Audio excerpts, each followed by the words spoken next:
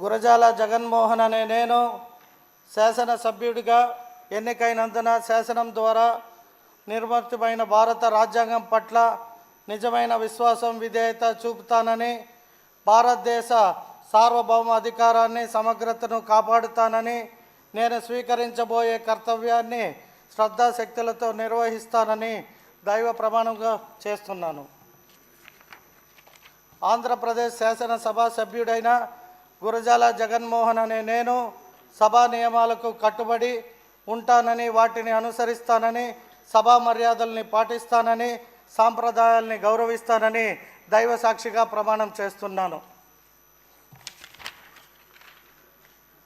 Shri Janardhan Rao Damacharla.